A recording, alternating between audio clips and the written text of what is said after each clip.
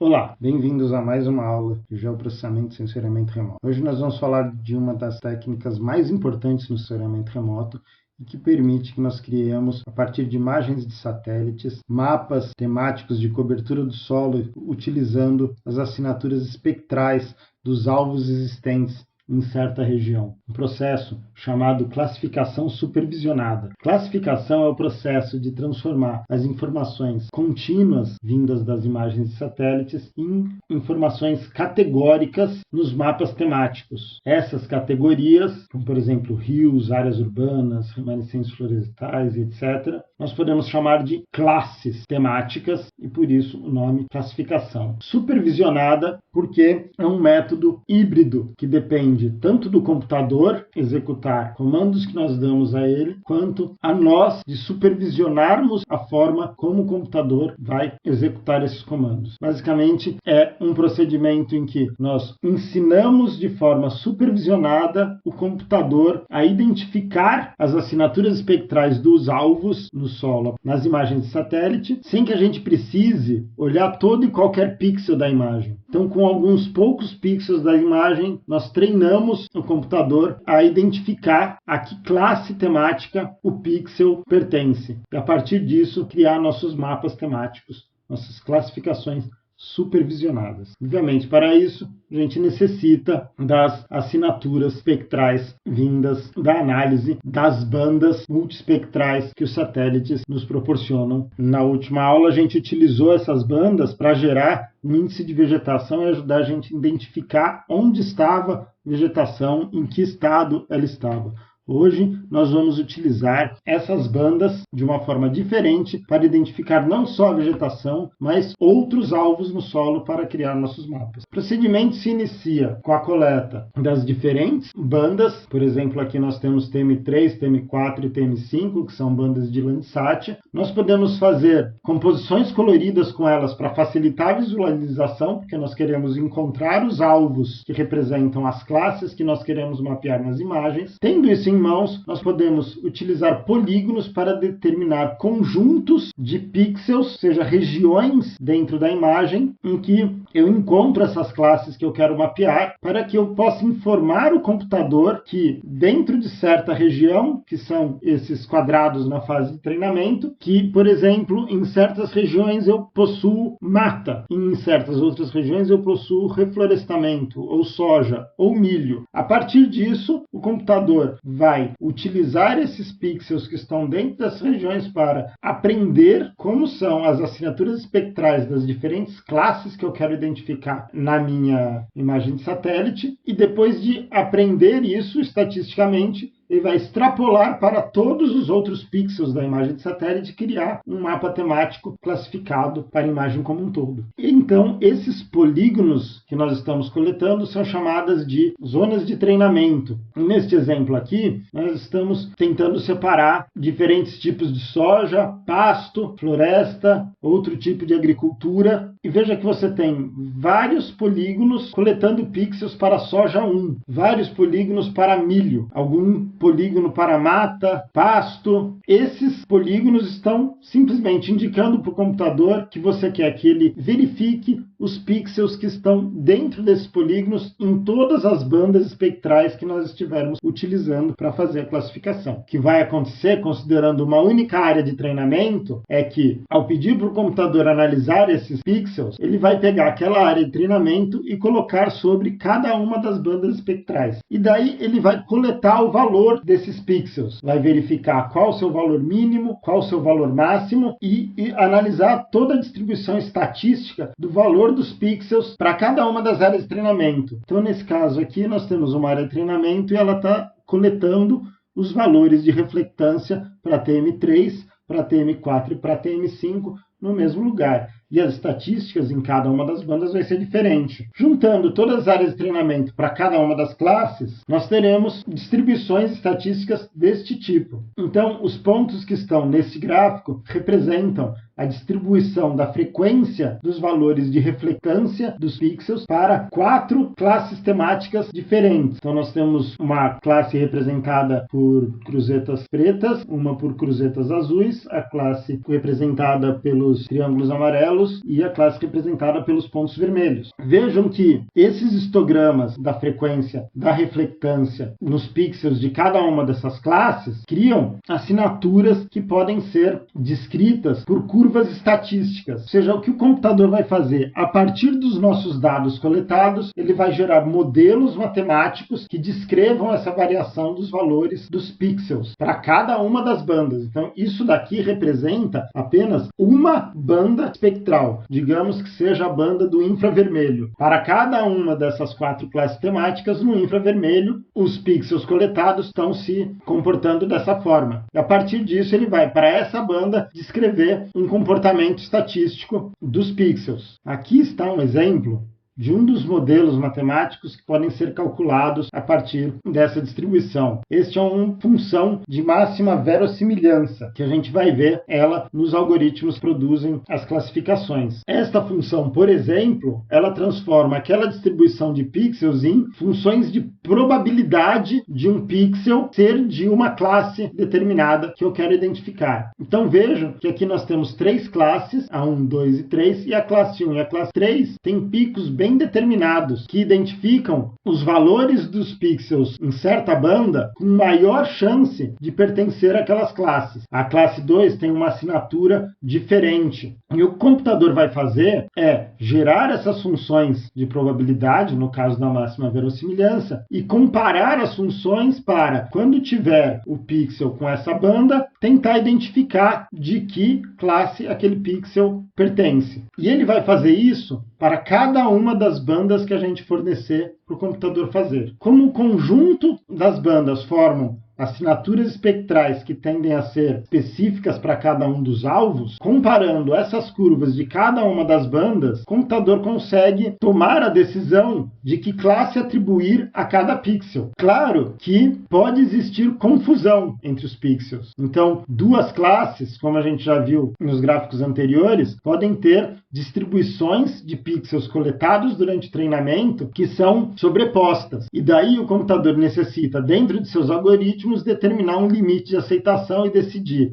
um pixel que está dentro de ambas as curvas deve ser classificado em que classe. Daí, dependendo dos diferentes algoritmos que a gente já vai ver, por exemplo, dos mais importantes, vai ter uma forma de decisão para que lado que o pixel deve ser classificado. Neste exemplo, com o limite de aceitação, é ainda a forma utilizada para o algoritmo de máxima verossimilhança. Ele vai determinar um ponto central em que aceita a sobreposição e, dependendo de que lado o pixel estiver desse ponto central, ele vai para uma classe ou vai para outra classe. Aqui nós temos exemplos de 3 algoritmos de classificação diferentes. O classificação de mínima distância. Vejam que no classificador de mínima distância nós temos um canal A e um canal B, que são, por exemplo, 2 bandas espectrais, e elas têm uma distribuição de pixels de treinamento para 4 classes diferentes. Triângulos, bolas pequenas, bolas grandes e estrelas são classes que nós queremos identificar, estão aí representadas dessa forma. E existe um pixel A que precisa ser classificado dentro de uma dessas 4 classes. O classificador de mínima distância, ele vai medir a distância linear desse pixel ao centro da distribuição de cada uma dessas nuvens dos outros pixels e vai atribuir esse pixel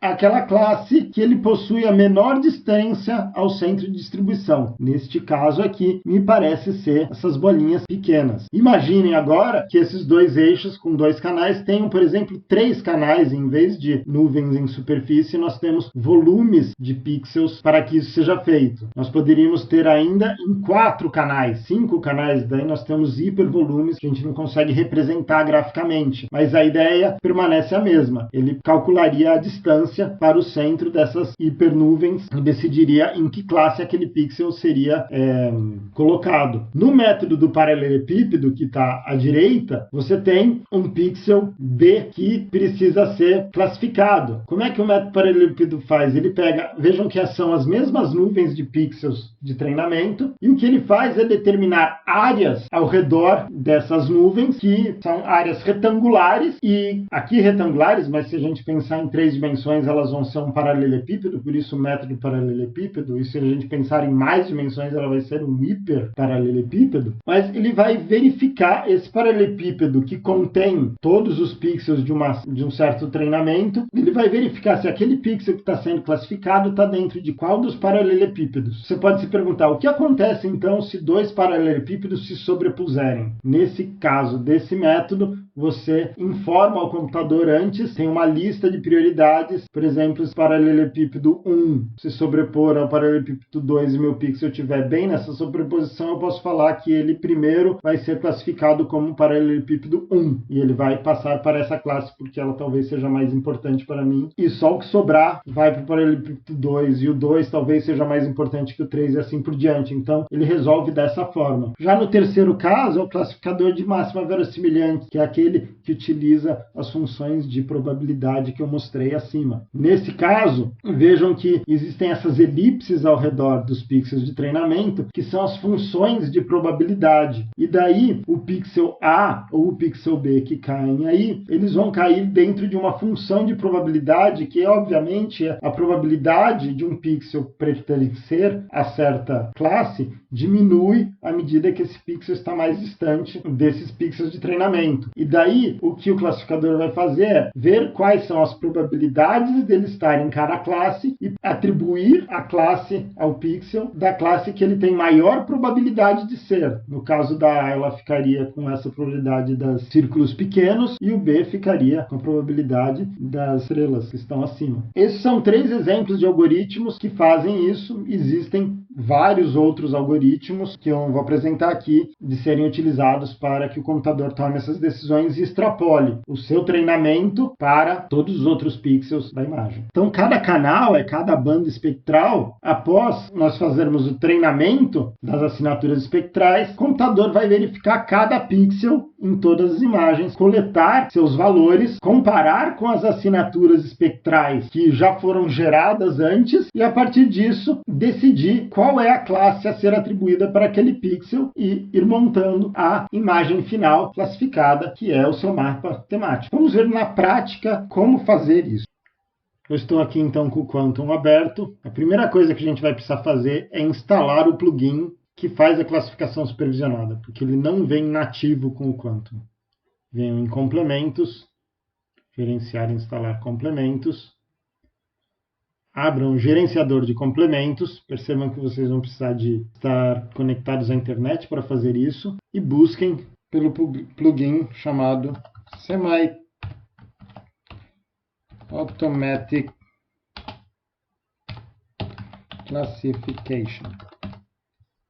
Se ele não aparecer na tua lista, clique. Tenho certeza que vocês estão com tudo clicado aqui.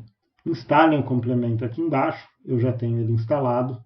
E após instalar, fechem o gerenciador de complementos. E ele deve aparecer aqui uma série de ferramentas do complemento, assim como um doc dele. Vamos começar iniciando o classificador semiautomático ou supervisionado, clicando neste ícone. Existe uma série de ferramentas. A gente começa por Pre-Processing. Nós vamos carregar uma série de camadas Landsat. Vejam que ele já tem várias ferramentas para diferentes satélites que estão prontas. Se a gente carregar as camadas de um satélite que não estão nessas ferramentas, a gente também pode, mas daí a gente precisa determinar alguns parâmetros à mão. Hoje eu vou carregar imagens Landsat 8. Então, primeiro eu determino o diretório onde eu quero coletar as imagens. Elas devem estar todas as bandas no mesmo diretório. Elas já foram lidas e já estão aqui. É uma imagem Landsat 8 com 6 bandas. A banda 2, do azul, até a banda 7, que é um infravermelho distante. Vejam que eu vou necessitar de um arquivo final MTL, que eu necessito identificar aqui. Ele está na mesma pasta, então ele já foi identificado. Se ele não estiver na mesma pasta, eu posso buscar esse arquivo. Este arquivo é baixado junto com as bandas. No caso do INPE, ele está aqui. E ele vem com detalhes sobre o posicionamento do satélite e as condições da atmosfera no momento em que as imagens foram coletadas. Isso vai ser importante para a gente preparar as imagens para a classificação. Então, quando baixarem as imagens, tenham certeza de baixarem o arquivo MTL. Vou aplicar uma correção atmosférica para tirar os efeitos da atmosfera das minhas imagens. Desclico isso porque eu quero usar todas as bandas. E vou clicar isso daqui, Add Bands na New Band Set. Vejam que aqui ele identificou qual é o tipo de imagem, a data dela, imagem bem recente, a elevação solar em ângulos no momento da coleta da imagem e a distância do Sol à Terra em unidades astronômicas. E aqui nós temos parâmetros gerais para cada uma das bandas. Eu vou pedir Run, e isso pode demorar algum tempo, dependendo do computador e do tamanho das imagens. Escolho uma pasta, eu já tenho uma pronta para minha classificação supervisionada, e deixo ele fazer.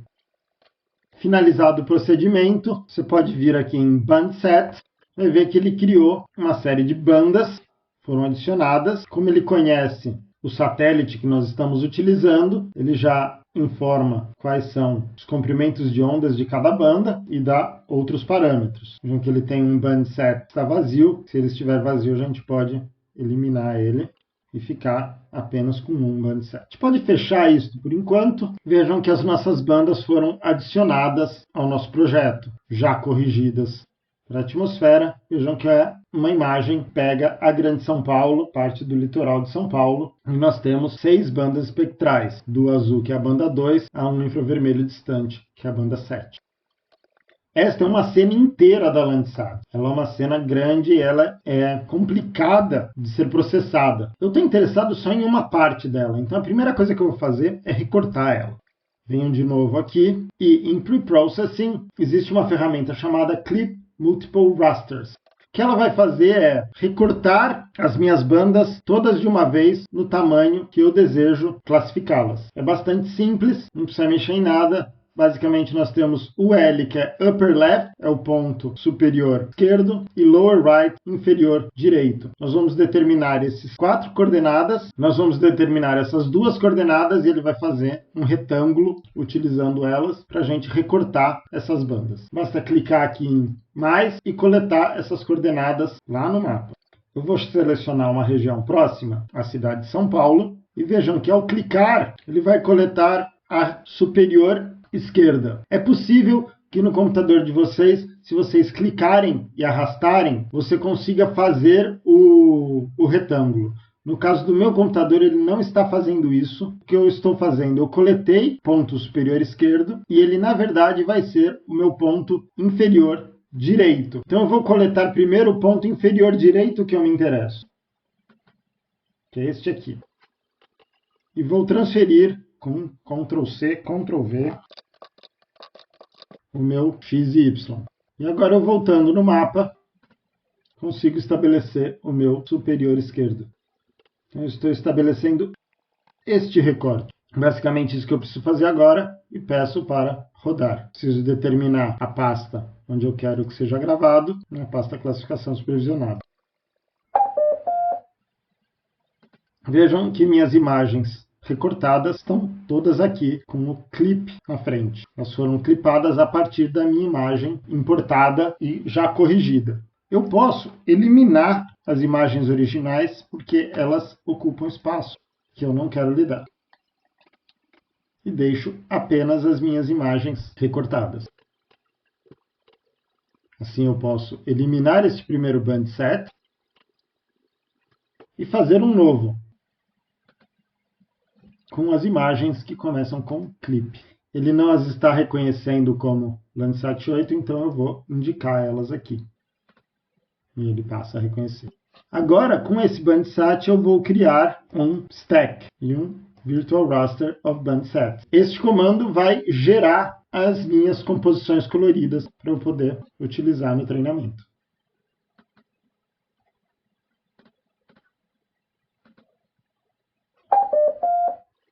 Posso fechar aqui uma vez que o procedimento está pronto. Vocês vejam que eu tenho aqui minha composição colorida.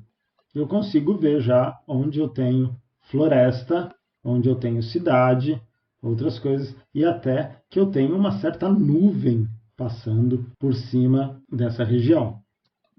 Aqui eu posso mudar a composição das camadas da mesma forma que a gente fazia antes. Eu vou fazer uma 4, 3, 2.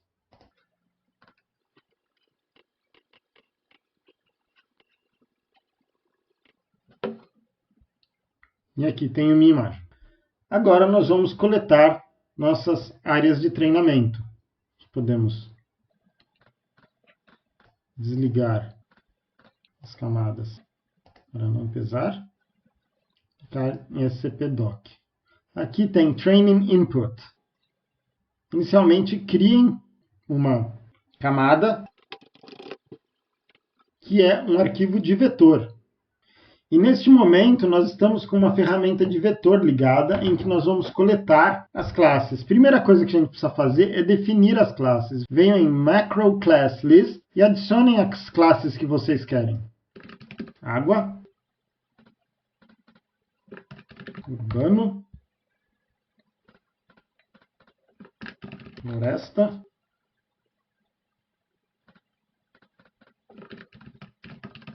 Agricultura. E definam cores para elas.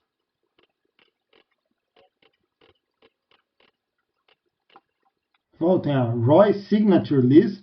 Roy significa Region of Interest. E definam. Por exemplo, vamos começar com a classe de água. Então eu defino aqui a minha Macro Class ID como 1. E ela automaticamente vai me dizer que é uma classe de água. E vou a uma região de água coletar pixels. Por exemplo, esta represa. Existem duas formas diferentes de coletar pixel. Uma é clicando neste mais e clicando uma vez aqui. Ele vai identificar uma certa região que ele considera que os pixels são iguais. Você identificando essa região, clique em salvar ROI temporário. Ele vai adicionar esse polígono à sua lista. Uma outra classe que eu necessito é urbano. A classe urbano eu vou coletar de outra forma, utilizando esta ferramenta, em que eu desenho um polígono ao redor, região de coleta, e fecho com o clique direito. Vejam que ele fez um polígono. O que eu fiz com o polígono? Eu peguei aqui, porque eu defini manualmente, a região que eu tenho certeza que é cidade. Vejam que eu não peguei a região vermelha, porque essa região não deve ser propriamente cidade, apesar de estar dentro de uma cidade, ela deve ser vegetação. Vocês estão vendo o número que aparece no X? Isso daqui é o NDVI que ele está calculando automaticamente para mim. Então aqui eu vejo que é um NDVI ao redor de 2, é um NDVI típico de cidade. Se eu vier aqui, ele é um NDVI de 0,7, é um NDVI típico de floresta, assim como nesta parte. Então, isto é floresta, eu não quero confundir a assinatura espectral dessa floresta com a assinatura espectral da cidade que está logo ao lado. Então eu tomei cuidado para não inserir a floresta no meu treinamento de cidade. Eu coloquei a cidade ali e salvo esse polígono. Tenho agora um polígono também de cidade. E o próximo polígono é floresta. Eu preciso encontrar uma região boa de floresta e bem representativa para eu fazer. Como, por exemplo, esta aqui. Veja que o meu NDVI é alto aqui, então eu tenho uma certeza grande de que isso é uma região de floresta. Perceba que eu estou fazendo um polígono e desviando de uma estrada que existe aqui. Veja que eu estou pegando na minha floresta coisas que fazem parte do relevo, sombras. Eu salvo. Ela aparece ali. Se eu mantiver aqui, meu próximo polígono também vai ser de floresta. Eu vou pegar ele com a outra ferramenta agora. Em um outro local. Por que a gente não pega aquela floresta urbana? E adiciono a minha assinatura de floresta. Preciso mudar agora para pegar agricultura. Eu necessito encontrar áreas de agricultura na minha imagem. Neste caso, eu sei onde elas estão porque eu conheço a região. E eu sei que estas regiões mais esverdeadas são áreas de agricultura. Eu posso fazer tanto desta forma, quanto desta forma. Percebam que ao fazer à mão, eu tomo cuidado para não pegar uma área que não seja agricultura no meu polígono. Se eu estiver coletando uma área de uma certa classe, por algum acaso eu errar, ups, ela está pegando agricultura e floresta ao mesmo tempo. Isso vai causar uma confusão entre minhas classes que é indesejável. Tudo bem, é só não gravar ela. Eu começo de novo na área correta. Se eu coletar uma que está errada e ainda assim acabar por gravar ela, eu posso clicar 2 vezes nela, selecionar. Vejam que se eu não estiver perto dela, se eu clicar 2 vezes, ela vai direto para aquela feição. Eu posso selecionar e suprimir, eliminar das minhas áreas de treinamento. Muito bem, coletei algumas áreas de treinamento. O ideal é que você colete o máximo de áreas de treinamento possíveis para a sua classificação. Quanto mais áreas de treinamento de cada classe você coletar, melhor para a sua classificação. Uma vez coletada todas as suas áreas de treinamento, nós podemos analisar como que elas estão. Então, selecione todas as áreas e clique neste ícone para fazer a análise espectral delas. Aqui nós vemos a assinatura espectral de cada uma delas e podemos avaliar. Então, vamos verificar. Vejam que a água tem uma assinatura espectral muito típica de baixa reflectância. As florestas têm a assinatura espectral típica de vegetação, com alta absorção no visível, alta reflectância no infravermelho próximo e a reflectância decaindo nos outros infravermelhos. O urbano, uma variação mais suave, com o infravermelho refletindo um pouco mais do que o visível. Veja essa área rosa ao redor do infravermelho. Isso daqui é a faixa de erro. Os nossos pixels estão distribuídos ao longo dessa faixa rosa. Olhamos agora para a agricultura.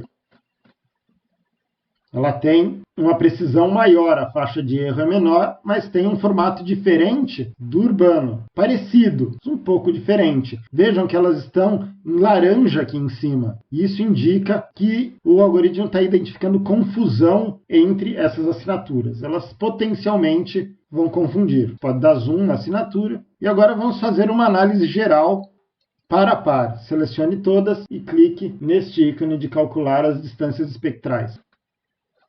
Ele vai para esta base e ele vai te mostrar par a par como estão as distâncias espectrais. Você só precisa se preocupar se elas estiverem vermelhas. Vermelho indica que a distância espectral entre as assinaturas é baixa entre essas duas áreas de treinamento. Então veja que existe urbano e agricultura, alguns casos em que existe uma distância espectral baixa, mas existem outros casos em que a distância espectral é alta.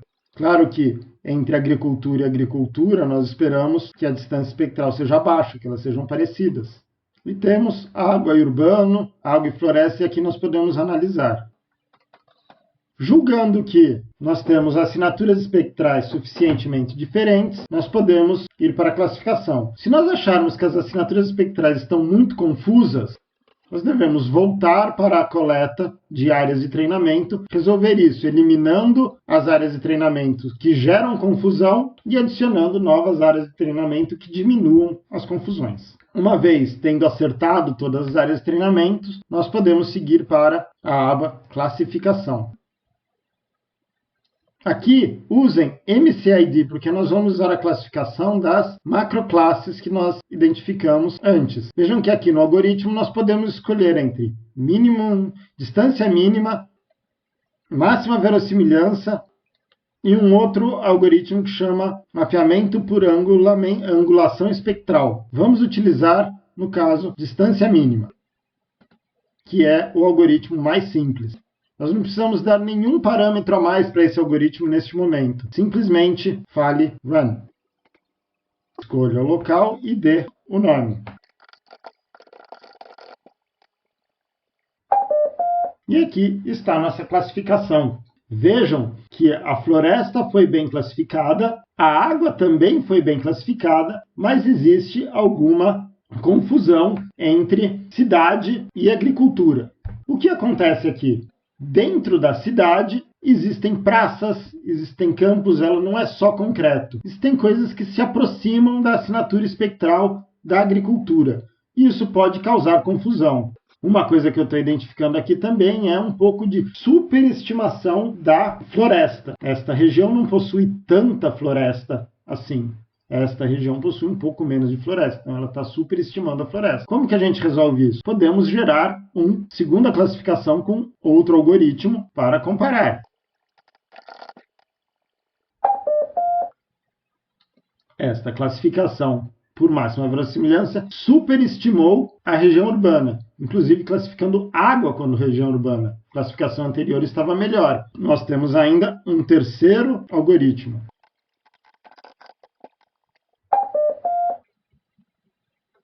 Que pareceu bastante com a primeira classificação. Os motivos da confusão, neste caso, é que nós fizemos uma coleta com poucas áreas de treinamento e desproporcionais. Existem muito mais pixels de água e de floresta do que, por exemplo, de áreas agrícolas. Então, o ideal seria retornar a coleta de pixels, fazer mais áreas de treinamentos melhor coletadas para melhorar as assinaturas espectrais e fazer uma filtragem melhor delas, que não cabe agora na aula, mas caberá na atividade que eu vou passar para vocês. Antes disso, venham na aba de camadas e vejam o que foi gerado. Nós geramos 3 classificações que estão sobrepostas, cada uma é uma camada. Nós podemos, inclusive, identificá-las. Vejam na mancha urbana de São Paulo que a de ângulo espectral, neste caso, foi a que deu o melhor resultado, com menos confusão com a região agrícola. Também teve menos confusão com água. Estas bandas, elas não são bandas, essas imagens, se formos na propriedades, vamos ver que ela é uma banda única. Ela não é mais uma imagem com múltiplas bandas. Ela é uma banda paletizada, ela é classificada em categorias.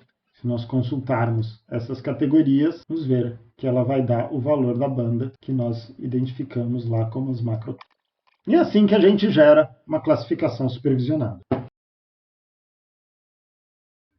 Para esta semana, a atividade consiste, obviamente, em fazer uma classificação supervisionada. Eu vou pedir para vocês pegarem as imagens que vocês utilizaram para gerar os NDVIs da semana anterior, só que desta vez vocês vão necessitar pegar todas as bandas espectrais do visível e ao menos 2 bandas de infravermelho para fazer a classificação supervisionada. Só a banda, uma do visível e uma do infravermelho, não vai ser suficiente. Peguem as bandas que têm a mesma resolução espacial, no caso de muitos satélites, algumas bandas têm resoluções espaciais mais grosseiras e tem a pancromática que não serve para classificação supervisionada, então não peguem elas. Peguem as multiespectrais que têm a mesma resolução. No caso das bandas Landsat, são as bandas que têm 30 metros. No Landsat 8 é a banda 2 a 7. Vejam do satélite que vocês estão utilizando qual que são as bandas mais adequadas. De cada cena, recorte um retângulo de mais ou menos 50 por 50 km. Esse tamanho eu dou porque ele é bom para ser processado, o processamento não vai demorar muito tempo, mas dá uma boa variação, uma boa quantidade de alvos para você trabalhar.